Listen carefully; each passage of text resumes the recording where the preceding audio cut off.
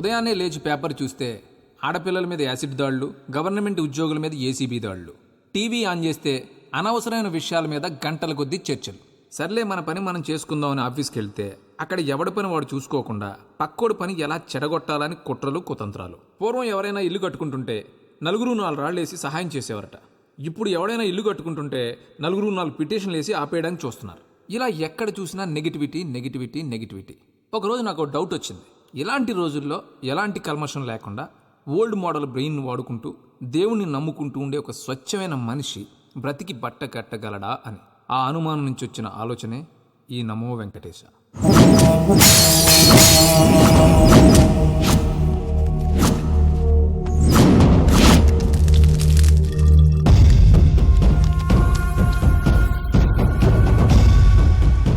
ఏంటి రామానుజం లెక్కలు చూడకుండా దిక్కులు చూస్తున్నావేంటి? చూడండి గురుగారు, ఆయిల్ పట్టిన అడవి పందిలా ఉన్నాడు.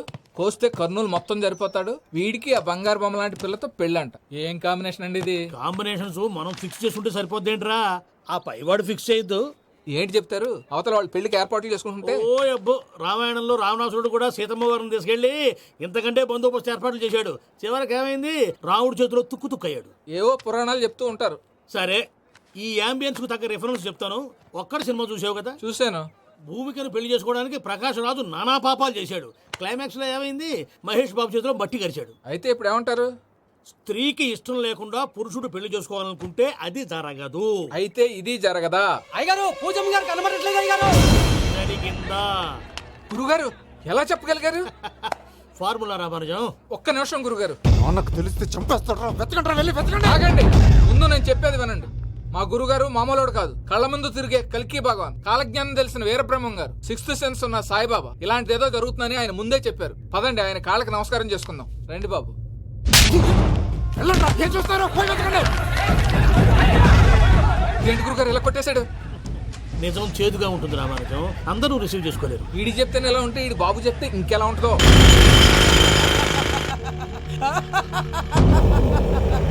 చంగలరాయుడు, నీకు నచ్చిందల్లా కావాలంటే ఎట్టా కుదురుతాయా?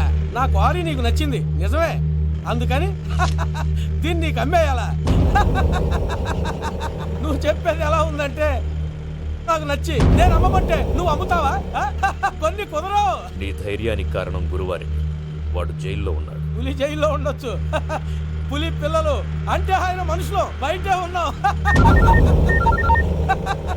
హలో సూరి, అమ్మాయి గారు ఇంట్లోంచి పారిపోయారు. అయ్యారు, పూజం గారి ఇంటి పారిపోయారంటండి. ఇంట్లో ఆడవాళ్ళనే కంట్రోల్ చేయలేనోడు మనల్ని కంట్రోల్ చేస్తాడంట్రా.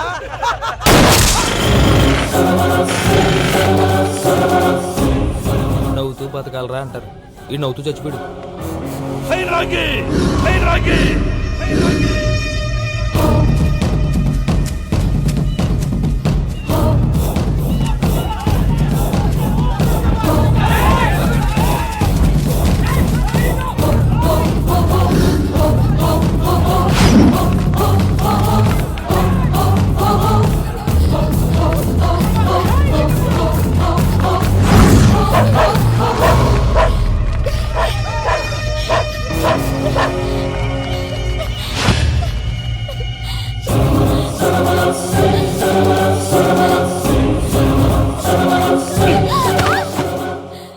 నా గురించి నీకు కొంచెమే తెలుసు.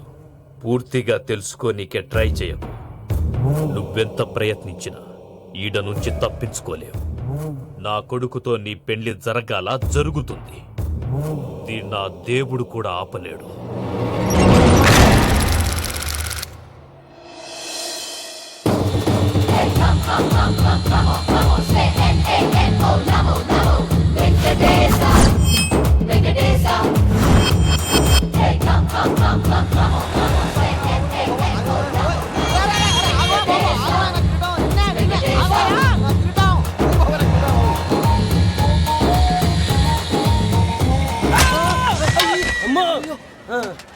అమ్మో, అయ్యో, నీకేం కాలేదు కదా? ఒక్క నిమిషం బాబు. నా నడు సెట్ అయిపోయింది బాబు. సెట్ అయిపోయింది, నా నడు సెట్ అయిపోయింది. Thank you Babu, thank you Babu, thank you. ఇదిగో నీ కర్ర. నాకు రేటం పట్టిపోతావా? నా బండి మీద ఉంటే హెల్మెట్ అనుకున్నాను. మరి పారిపోతా? నిన్ను చూసి ఎవరు పారిపోతారా? అదిగో వాళ్ళని చూసి.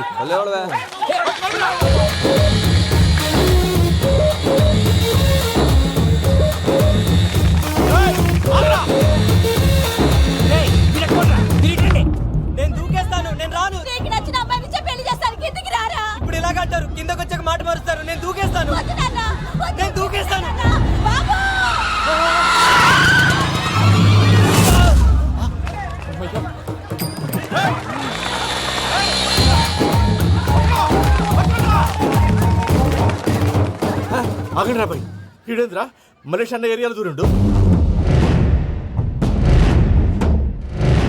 ఏం రస్ చూడా మా ఎంక నెమ్మడబడితే వాడేం చేసిండో ఎరకేనా అన్నా? ఈ రోజు మన సోడా సాంబయ్య గారు ఎమ్మెల్యేగా పోటీ చేస్తున్నారంటే అది మనందరికీ గర్వకారణం. సోడా కొట్లో కూర్చున్న ఆయన్ని తీసుకెళ్లి అసెంబ్లీలో కూర్చోబెట్టాల్సిన బాధ్యత మనందరి మీద ఉంది. సారీ సార్ ఎక్కడ రావాడు? అదే నేను చూస్తున్నాను సార్. అది వచ్చేసాడు సార్. టైం అయిపోయింది. రాబాయ్ బాబు. అరే ఏం భయ అంత లేట్ చేసినావు? మోపే ట్రబుల్ ఇచ్చింది, అందుకే లేట్ అయింది. ఇగో చూడు, ఊకి అపోజిషన్ తిట్టుడే కాదు, నన్ను కూడా ఎలివేట్ చేయాలి అంటే పొగడాలి. మా పనే అది. కాకపోతే నాకు రాజకీయాలు తెలియవు. అవును సార్, అందుకే మీరు పాయింట్లన్నీ పేపర్ మీద పెట్టించారనుకో అన్న షూర్ అయిపోతాడు. ఆల్రెడీ మీ అపోజిషన్ లిస్ట్ కూడా మాకు వచ్చింది. అట్టనా? అరే ఇచ్చేయి, మన ఫైల్ కూడా ఇచ్చేయి. అలాగే సార్. చల్ షురూ కర్.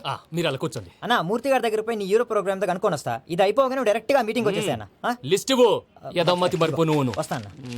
రేయ్, వాడు మన పేరు తిన్నప్పుడల్లా మీరు చప్పట్లు కొట్టాలి. గది చూసి కిందున్న మనోళ్ళు ఫాల్ అయిపోతారు.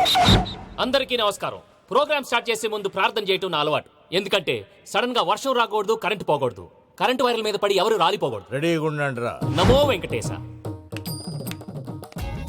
వెంకటేశ్వర స్వామిని తెలుసుకున్నానని మిగతా దేవుళ్ళు తక్కువ చేయటం నా ఉద్దేశం కాదు.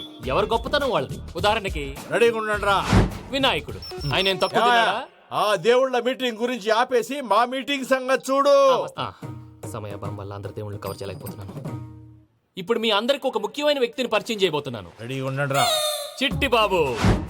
చూడటానికి పొట్టిగా ఉన్న చాలా గట్టివాడు. వీడు ఇప్పుడు ఒక వ్యక్తి గురించి కొన్ని నిజాలు చెప్పబోతున్నాడు. ఆ వ్యక్తి ఎవరో కాదు, రెడీగా ఉండండి రా. Is none other than soda Sambayya. 5వ తారీఖు అంటే అది. అయ్యో బాబాయ్, ఫైల్ మారిపోయింది. భయ్య పరిస్థితి ఏంటో తిప్పు తిప్పు. చిట్టి బాబు, మన సోడా సాంబయ్య గురించి కొంచెం చెప్పు. ఆయన చాలా కింద నుంచి పైకెట్టాడు. చిన్నప్పుడు స్కూల్లో పక్కోడి బలిపాలు పెన్సిల్ దొబ్బేసేవాడు. అంటే శ్రీకృష్ణుడు టైప్ అనమాట. గివెందుకు చెప్పిస్తున్నాడు రా? లీడ్ తీసుకుంటున్నాడు. ఏదో ఉంటా సార్. చిన్నప్పుడు ఇలాంటి చిలి పనులు అందరూ చేస్తారు. వేరే ఏమన్నా చెప్పు. థియేటర్లో బ్లాక్ టికెట్లు అమ్ముకునేవాడు. చెప్పమంటావా? బ్లాక్ టికెట్లా? ఏంటి చిట్టు బాబు? దొంగ నోట్లు కూడా మార్చేవాడు. ఎవరు చెప్పాలి? దొంగ నోట్లా? ఏంటలా నోరేళ్ళు పెట్టావు? అమ్మాయిలను దుబాయ్ షర్ట్లకు అమ్మేవాడు. ఆ విషయం కూడా చెప్పమంటావా? ఆవేశపడకండి, పబ్లిక్ ఏదో ఉంటది. చచ్చా, సోడా సాంబయ్య అలాంటి మనిషి కాదు. నా ఓటు ఆయనకే. వాడు కోటేస్తే సర్వనాశనం అయిపోతాం. ఇంత చెప్పాక కూడా బుద్ధిన వాడు ఎవడు వాడు కోటేయడు. మరి? రాళ్ళేస్తాడు. ఏదో ఉంటా సార్. ఇదేంటి చిట్టు బాబు, ఆ మీటింగ్ లో పడాల్సిన రాళ్ళు ఇక్కడ పడుతుంది. సోడా సాంబయ్య అన్నా అన్నా, ఫైల్ మారిపోయింది. ఉరుకు. ఉంటే చంపేస్తారు. జంప్.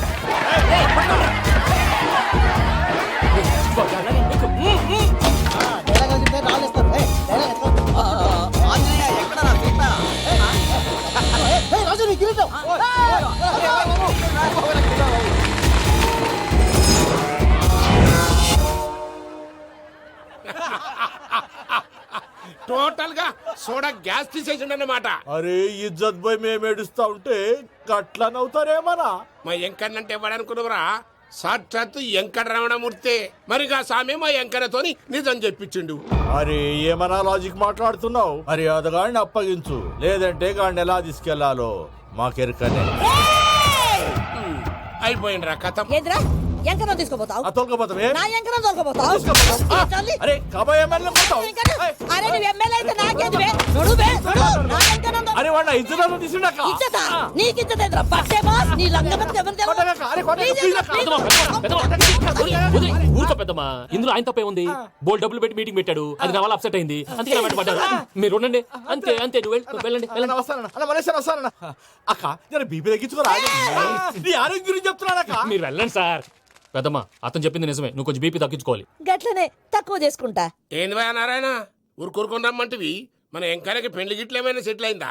వీడికి ఇంకా పెళ్ళి అవ్వదన్నా. అందుకే మేము ఇద్దరం కలిసి పుణ్యక్షేత్రాలకు పోదాం అనుకుంటున్నాం. ఆ విషయం నీతో చెబుదామని. ఏం మాటలు బాబాయ్? లేకపోతే ఏంట్రా, మీ నాన్న పోతూ పోతూ నిన్ను నా చేతిలో పెట్టిపోయాడు. ఇప్పుడు ఆ బాధ్యత పెద్ద బరువు అయిపోయింది. అరే ఇప్పుడు ఏమైందని? ఎంకన్నను బంగారం లెక్క పెంచితివి.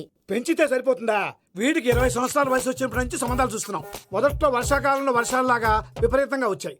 తర్వాత ఎండాకాలంలో వర్షంలాగా అప్పుడప్పుడు వచ్చాయి. ఇప్పుడు కరువు వచ్చినట్టు అసలు రావడమే మానేసి. బాబాయ్, జీవితం తోట లాంటిది. అందులో మనం తోటకూర లాంటి వాళ్ళం. తోటకూరతో పప్పు చేసుకోవచ్చు, వేపుడు చేసుకోవచ్చు. అంతేగాని రసం సాంబార్ చేసుకోలేం కదా. సంబంధం గురించి మాట్లాడుతుంటే సంబంధం లేకుండా మాట్లాడతావేంట్రా? సంబంధం ఉంది పిన్ని. నా డ్రీమ్ గర్ల్ కనిపించే వరకు పెళ్లి చేసుకోవాలని చెప్పాను కదా. నా చిన్నప్పటి నుంచి ఇదే మాట చెబుతున్నాడు. ఆ డ్రీమ్ గర్ల్ ఎక్కడుందో ఎలా తెలుస్తుంది? నాకు తెలుస్తుంది. తుఫాన్ వచ్చే ముందు హెచ్చరికలాగా ఆ అమ్మాయి ఎదురుపడినప్పుడు నాలో కొన్ని కదలికలు వస్తాయి. తను నా దగ్గరకు వస్తుంటే గాలిలో గులాబీ పూల వాసన వస్తుంది. అంతెందుకు, ఆకాశంలో సూర్యుడు 1000 రెట్ల కాంతితో నా పక్కన నిలబడినట్టుంటుంది. సూర్యుడు పక్కన నుంచుంటే కనిపించేది అమ్మాయి కాదు, యముడు. నీ ఫ్రస్ట్రేషన్ నాకు అర్థమైంది.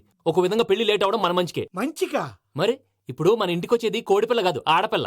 కోటి ఆశలతో వస్తుంది. అందుకే ఆమెకి ఏ ఇబ్బంది లేకుండా ఫ్లాట్ తో పాటు ఫర్నిచర్ కూడా కొన్నాను. రేపు నానో కారు కూడా వచ్చేస్తుంది. ఇప్పుడు నేను పెళ్లికి రెడీ. జస్ట్ నా డ్రీమ్ గర్ల్ కనపడమే లేటు. చూసావా అన్న, ఎక్కడికి వెళ్ళా మళ్ళీ ఆ డ్రీమ్ గర్ల్ దగ్గరికే వస్తాడు.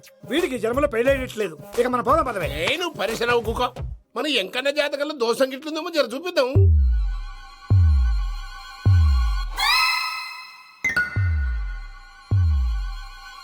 ఏంది పంతులు, గంట సంధి అద్దం పెట్టి ఓ చూస్తాంటివి. చూడటం లేదు మల్లేష్, వెతుకుతున్నాను. బాబు చెప్పిన డేట్ ఆఫ్ బర్త్ కి జాతకానికి ఎక్కడ మ్యాచ్ కావట్లేదు. అర్థమైంది. డేట్ ఆఫ్ బర్త్ ఏం చెప్పావురా? December 13th. ఏ సంవత్సరం? ప్రతి సంవత్సరం. ఎదవ తెలివితేటలు చూపించకండి. ఎందుకండి తక్రారు? 1985 అని ఇక్కడ మెన్షన్ చేశాడు. బాబు ఏంటి అలా కొట్టుకుంటున్నాడు? అబద్ధం చెప్పినప్పుడల్లా అలా కొట్టుకుంటాడండి. నిజం చెప్తే నేను ఎవరైనా కొడతారా? Why are you wasting my time? అసలు విషయం నేను చెప్తాను పంతులు గారు. మీరు ఆగండి, నేను చెప్తాను. ఏంటి అప్పుడు పుట్టావా? అప్పుడు పుట్టకూడదండి. ఎప్పుడైనా పుట్టొచ్చు. ఈ డేట్ అయినా కరెక్టేనా? నేను అబద్ధం ఎప్పుడు ఒకసారి చెప్తాను. ఓహో, అదొకటి ఉందన్నమాట. ఇప్పుడు సెట్ అయింది. అయితే నా డ్రీమ్ గర్ల్ తో మ్యాచ్ సెట్ అయిపోద్దా? గ్రహాలన్నీ ధర్నా చేసినట్టు ఒకే రూమ్ లో ఉండిపోయినాయి. క్లమ్జీగా ఉంది. పోనీ డేట్ ఇంకోసారి చెప్పంటారా? నో నీడ్ మా. అయితే పెళ్ళప్పుడు చెప్పండి. పోలవరం ప్రాజెక్ట్ లాగా నీ జాతకంలో కూడా క్లారిటీ లేదు రాజా. పలాసా గారు, మీకు చూడటం రాదని చెప్పండి. అంతేగాని మిడిమిడి జ్ఞానంతో జాతకం చెప్పి ఓ పసివాడి జీవితం దాడుకోవద్దు. బాబుకి ఆవేశం ఎక్కువ. పసివాడు అని పెద్ద పెద్ద పదాలు వాడుతున్నాడు. నన్నే శంకిస్తున్నాడు మల్లేష్. ఏలే జర పరిశ్రమలో ఉండి అట్లా మాట్లాడతాండు. నువ్వే మంచి మనసు చేసుకుని ఇష్టం ఎందుకు చెప్పరాదు? దాన్నే ఉందిలేరా మళ్ళీ. బాబుకు త్వరలో విదేశీయానం ఉంది. ఇది కరెక్ట్ గా చెప్పారు. నీకు దైవభక్తి కూడా ఎక్కువ. ఇది కరెక్టే. ఇవన్నీ ఎంత కరెక్టో నీ పెళ్లిలో ఉన్న సస్పెన్స్ కూడా అంతే కరెక్ట్. మరి సస్పెన్స్ క్లియర్ అవడానికి ఏం చేయాలి? ఈ టైప్ సిచ్యువేషన్స్ లోనే నేను గవ్వలు నేను నమ్ముకున్నాను. మిమ్మల్ని నమ్ముకున్నాను. ఈ గవ్వలు నేను బాగా కలిపి వేస్తాను. అన్ని బోర్లా పడితే నీ పెళ్లి అవుతుంది. తిరగబడితే నీ పెళ్లి అవదు. సగం అటు సగం ఇటు పడితే ఎటు కాకుండా పోతాం. ఏంట్రా మళ్ళీ ఇది? దేనికైనా లిమిట్ ఉంటుంది కదా. నోటుకొచ్చి వేస్తానమ్మా.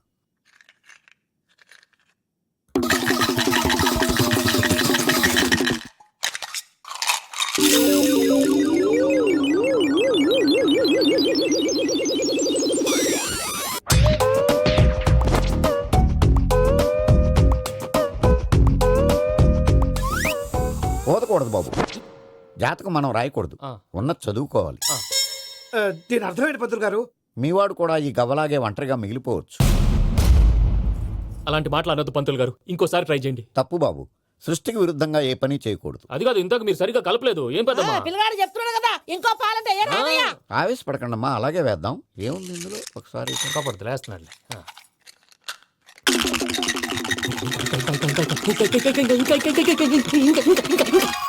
నువ్వు కల్.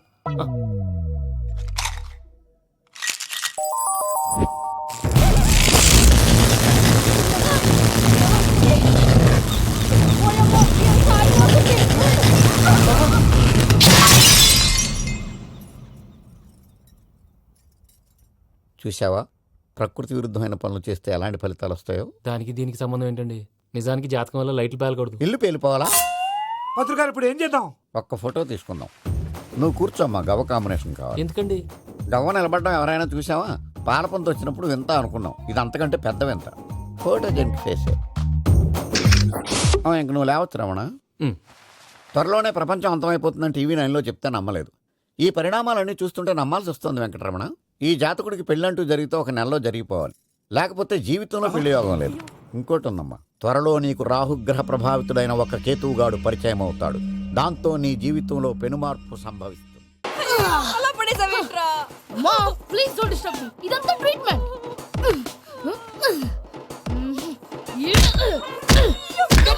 చచ్చిపోతారు. ఆల్రెడీ చచ్చిపోయాడు. ఇలా కొడితే బతికే ఛాన్స్ ఉంది.